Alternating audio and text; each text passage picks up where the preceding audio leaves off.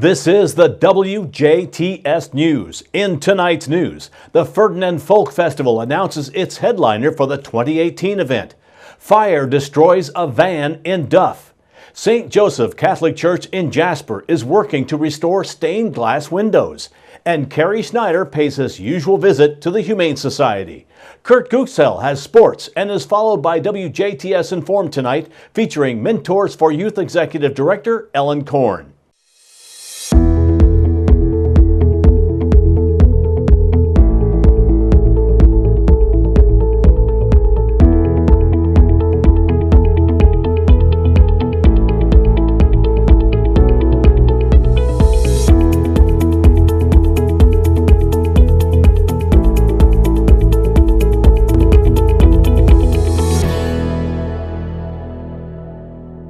Good evening, I'm Bill Potter with the WJTS News.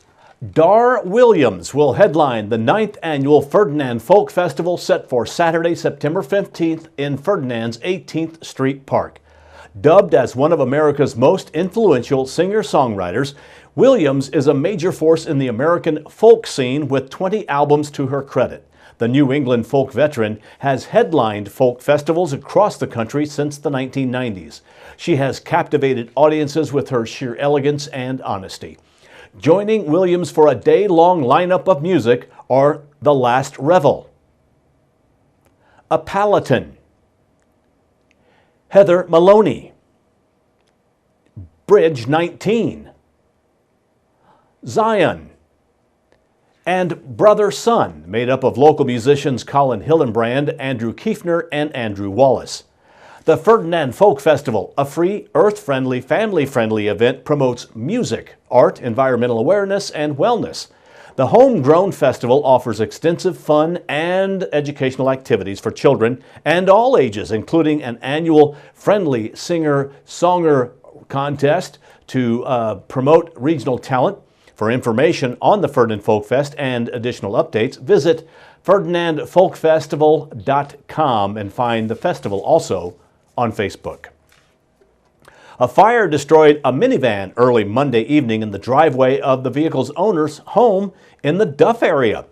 Around 6:15 last night, members of the Huntingburg Volunteer Fire Department were called to the reported vehicle fire at the home of James LeClaire, located along the 4300 block of South County Road 650 West in southwest rural Dubois County.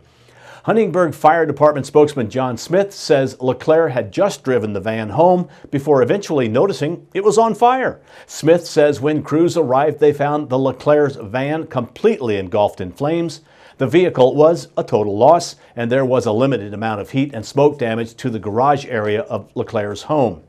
3 trucks and 20 members of the Huntingburg Volunteer Fire Department were on the scene for 45 minutes.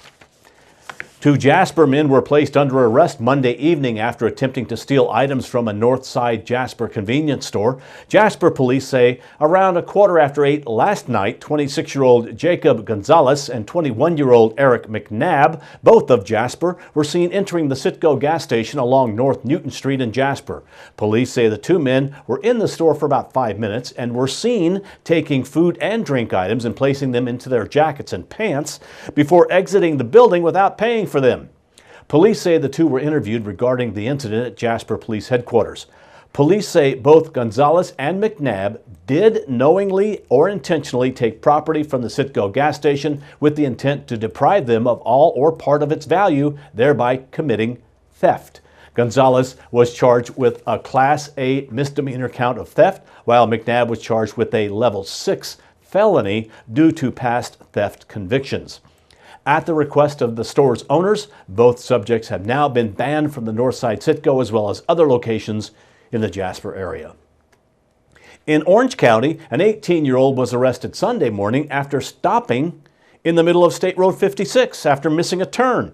18-year-old Lloyd Wilson of Bedford was arrested after he stopped his vehicle on State Road 56 east of West Baden Springs, heading toward Paoli because he missed his turn onto US 150 toward Shoals. Wilson stopped his vehicle in the middle of the roadway while he was looking at his phone GPS. As luck would have it, an Indiana State Trooper was directly behind Wilson's vehicle while he was sitting in the middle of the roadway. State Police reported the area in which Wilson stopped his vehicle didn't have much lighting. State Police initiated a traffic stop, and while the trooper was attempting to exit his vehicle, Wilson put his vehicle in reverse and backed into the front of the trooper's car. No one was injured in the incident. Wilson failed a field sobriety test given at the scene and was transported to IU Health Hospital in Paoli, where he tested positive for THC. Wilson was arrested and is facing charges of operating a vehicle while intoxicated, endangering a person, Class A misdemeanor, operating a vehicle while under the influence of a Schedule I or II controlled substance, Class C misdemeanor, and operator never licensed, a Class C misdemeanor. The Orange County Sheriff's Department assisted troopers at the scene. St. Joseph's Catholic Church in Jasper saw the return of one of its stained glass windows that was taken last year to be used as a standard in a process that will eventually see all the stained glass windows in the church restored. The history of the windows and special efforts to bring them back to their original beauty is being taken by the church. The primary challenge has been locating exact matches to the glass made more than 100 years ago. Father Ray Brenner, pastor of St. Joseph Church, shared what it will cost to restore nearly 20 windows in the church. We had an estimate, somewhere. It's ironic, these windows were put in for about $8,000, and it's going to be somewhere between $800,000 and $900,000 to redo them.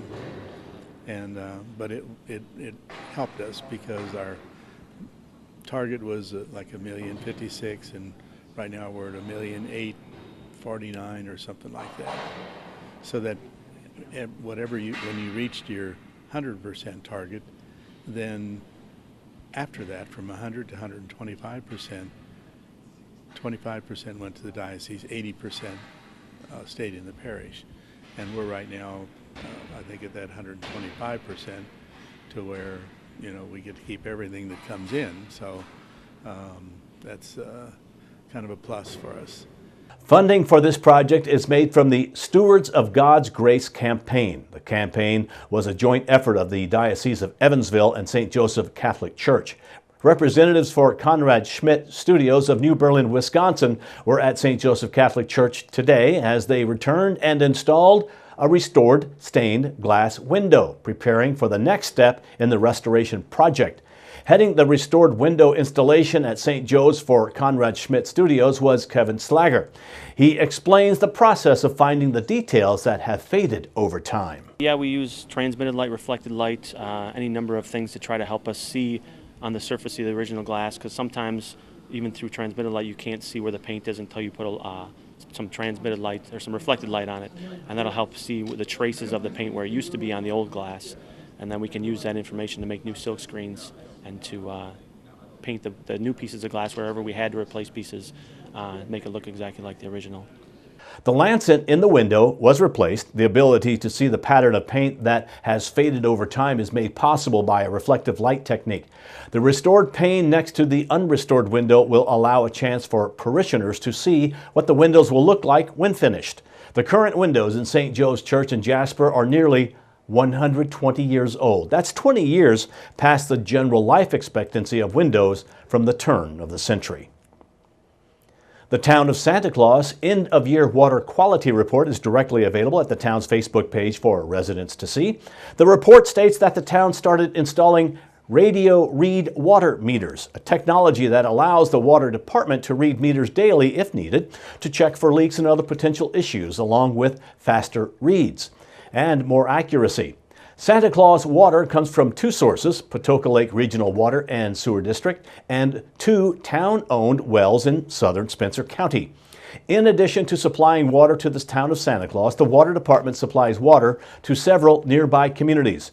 For billing questions, call the Santa Claus Town Hall at 812-937-2551, 937-2551. For after-hours or holiday emergencies, call 686-2284 or 22 812-686-2234, that is, 812-686-2234 for emergencies. To view the 2017 Water Quality Report, you can visit the Town of Santa Claus's Facebook page, where a direct link has been posted, or you can visit their website at townofsantaclaus.com, where a tap for the report is on the home page. Crane military and civilians participated in the groundbreaking of the Rosie the Riveter Memorial Rose Garden in Bedford this month. The garden, part of a nationwide initiative, honors the legacy of women who made history on the home front during World War II and serve as a living memorial to inspire a new generation of 21st century Rosies. 2 original Rosies were honored at the event who served at Crane post-war era. The groundbreaking of a Rosie the Riveter Memorial Rose Garden was held at a pavilion in Bedford to celebrate the women from southern Indiana and across the country who left their homes and entered the workforce during a critical time for the U.S. The ceremony honored Smokey Cummings and Anna Mae Hudson, both Bedford natives, for their work at Naval Ammunition Depot Crane during the post-World War II era.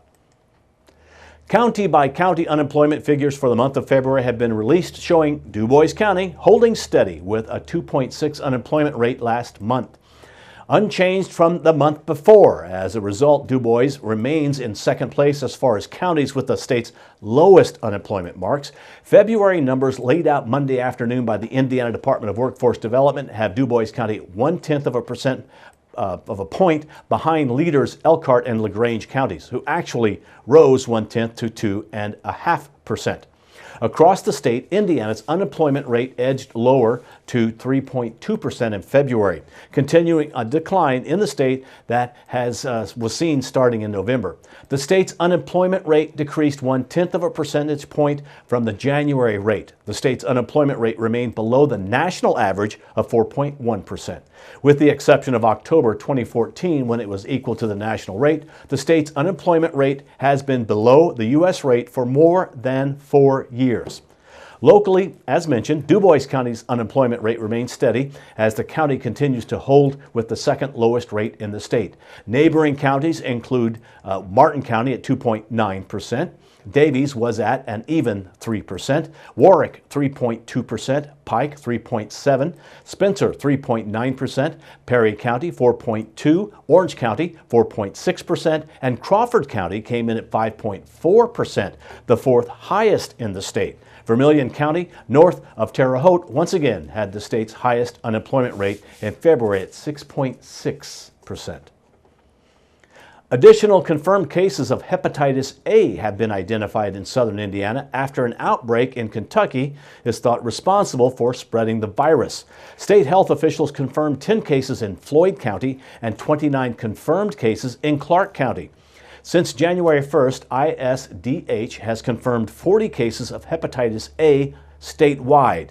Many of the southern Indiana cases have involved inmates at the Clark County Jail. The Clark County Health Department confirmed 11 cases of Hep A within the Clark County Jail since December.